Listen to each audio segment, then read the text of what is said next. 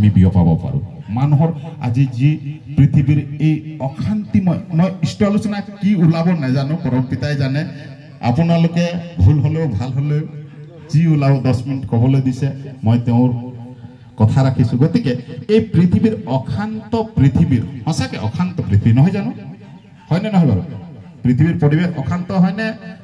মধুৰ হৈ আছে এতিয়া বৰ্তমান অশান্ত হৈ আছে ন আমি নিজে ভাল থাকিলে কিন্তু আমাৰ পৰিৱেশ পাৰিপাৰ্শ্বিক কিন্তু আমি তেনেকুৱা সুন্দৰ দেখি পোৱা নাই হয় নহয় গতিকে এই পৃথিৱীৰ যি অশান্ত পৰিৱেশৰ মাজত অন্তত আমি সেলফ কনফিডেন্স এটা আছে মোৰ জীৱন যেনেকুৱা যি অৱস্থাত হৈ যাওক কিন্তু মোক ৰক্ষা কৰা এজন আছে মোৰ ঠাকুৰ আছে মোৰ বিশ্বাস আছে মোৰ ঠাকুৰ মোক বিপদে নলয় হয় নে নহয় প্ৰত্যেক জীৱনত হয় নহয় যিবিলাক আমি নিষ্ঠা সহকাৰে ইষ্টভীতি কৰিছোঁ বা সৎসংগৰ লগত যুক্ত আছোঁ মোৰ ঠাকুৰ মোৰ জীৱন যেনেকুৱা হওক কিন্তু মোৰ ঠাকুৰে মোক ৰক্ষা কৰি লৈ যাব মোক উদ্ধাৰ কৰিব আৰু সঁচাকৈ জীৱনত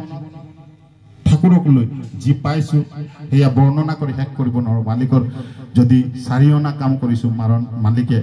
কামটো কৰাই নাই তথাপি সৎসংগৰ লগত যুক্ত হৈ আছোঁ কিন্তু মালিকে কিন্তু ঠাকুৰে যিভাৱে জীৱনত দিছে উপচি পৰিছে সঁচাকৈ দুখ বেদনা সকলোবোৰ থাকিব আৰু যদি দুখ নাথাকে আমি হঠাৎ কেতিয়াবা হেৰি হৈ যাওঁ হতাশ হৈ যাওঁ মই ইষ্টভীতি ঠিককৈ কৰিছোঁ মই নিয়মীয়াকৈ এইবোৰ পালন কৰি আছোঁ সৎসংগৰ লগত যুক্ত হৈছোঁ মোৰ জীৱনত আকৌ কেলে এনেকৈ হৈছে হয়তো মোৰ কথা ঠাকুৰে শুনা নাই কিন্তু যদি মই যদি ঠাকুৰ নধৰিলোহেঁতেন ঠাকুৰৰ সৎনাম যদি নাপালোহেঁতেন সঁচাকৈ ক'বলৈ ক'ত থাকিলোহেঁতেন ঠিকনা নাই গতিকে সকলোকে আজিৰ যি মূল কাম পূজ্যপাত আচাৰ্যদেৱ পূজ্যপাত অবিন দাদাৰ যি নিৰ্দেশ ডিপিঅক্স আমি কৰিবই লাগিব সকলোৰে ঘৰে ঘৰে গৈ আমি ডিপিঅক্স কৰিবই লাগিব আৰু বৰ্তমান যি ধৰণে নিৰ্দেশ আহে সেই ধৰণে আমি কৰি যাব লাগিব গতিকে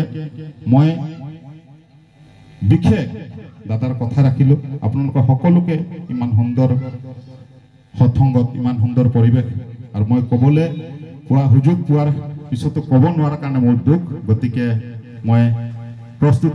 নাছিলোঁ যি কি নহওক সকলোকে মই আপোনালোকৰ সকলোৱে সৎসংগত উপস্থিত সকলোৰে মোৰ সুস্বাস্থ্য কামনা কৰিছোঁ আৰু সকলোৰে মংগলময় জীৱন কামনা কৰিছোঁ